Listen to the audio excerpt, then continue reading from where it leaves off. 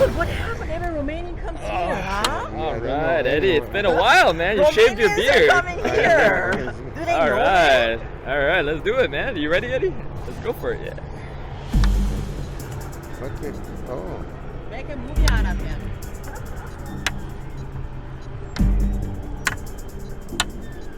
what is this? I play wrong.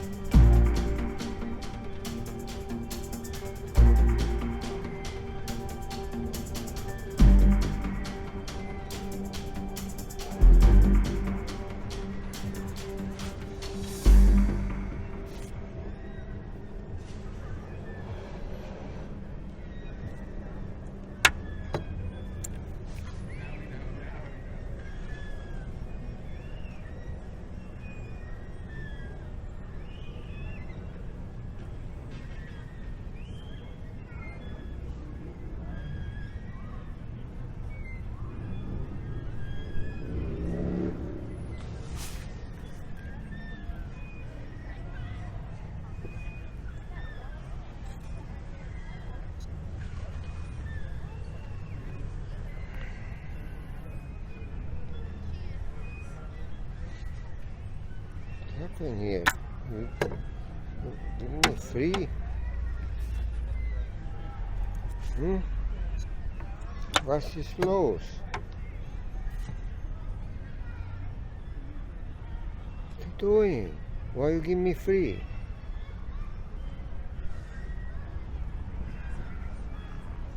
Oh, the genius move. Genial.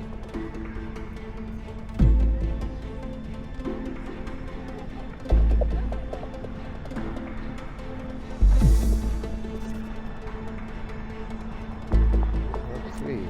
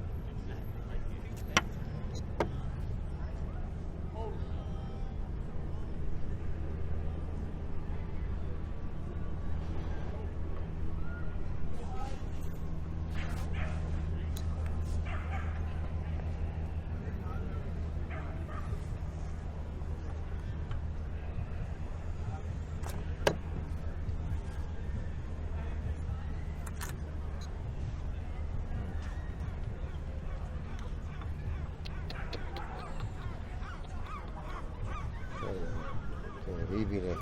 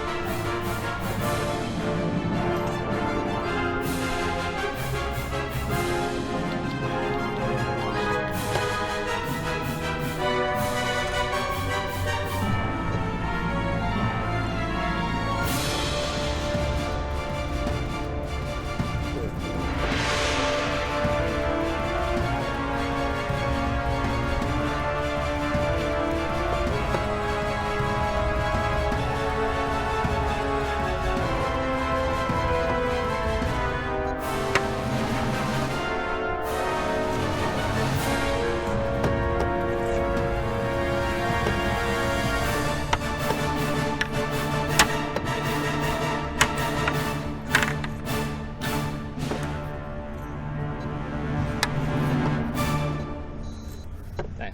Oh yeah, it was a good game. Yeah. I played two passes. Good sack, huh? Corner. Good sack.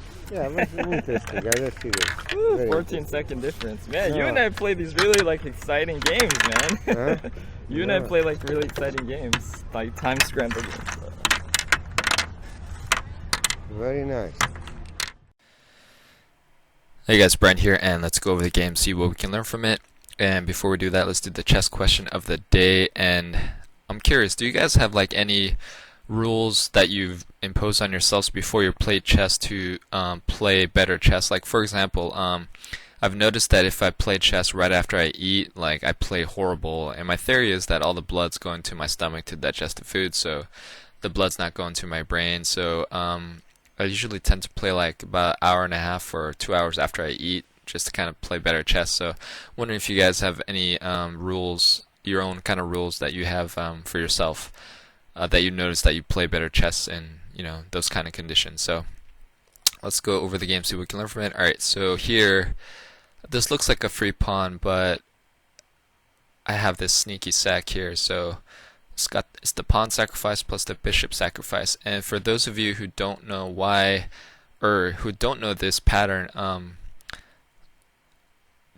white cannot decline this sack. If he does, then you have the following checkmate sequence. And let's say white plays like a random move here, then check and mate. So here, white pretty much has to sack the queen, and this is going to be an easy win for black here. So keep that kind of checkmate pattern in mind here in your future games, so you kind of can know about that sack. Alright, so let's see, just to show you guys that, but let's go down here.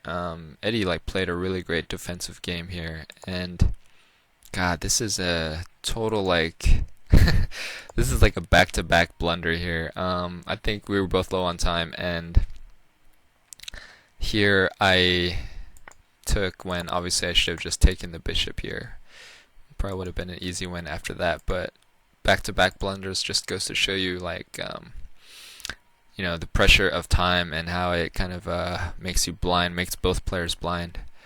And believe it or not, that was pretty much it. I mean, in terms of like the major things that were missed, the rest of the stuff is just subtle positioning stuff. There's no like major tactic that gives you a clear advantage, but that just goes to show you how good Eddie is at kind of the whole defense, and kind of this is just one of those beautiful games where, you know, I'm kind of pressing with the attack and he's defending, and I'm pressing and he's defending, and kind of we're making headway little by little, but nothing major is showing up. And yeah, the time, yeah, like one thing I've noticed, I don't know about you guys, but it's like I think I had a big advantage in time, but it's counterintuitive because like towards the end I was not playing good. I was just trying to burn him on time, but that's a very dangerous tactic, because, or strategy to employ, because when you have a big time advantage and you try to play on time, especially if your opponent is good, he will play fast moves that are good, which causes you to think and burns your time, and then you start getting into like a mental panic loop, because you're like, oh, I have all this time, I should be crushing this guy, but he keeps on playing these good moves, and I have to burn time to think of how to defend. So, and when you finally make a move in response, he already has a move in the back of his mind, because he's thinking on your time. So it can kind of get into a vicious cycle where you actually lose or blunder. And I did make some poor moves in the end, but thankfully I won on time. It was like a 14-second difference at the end, which is pretty amazing considering I had a really, really big time advantage a couple minutes earlier. So just goes to show you how good Eddie is at defense and thinking fast on his feet. And yeah, that was pretty much it.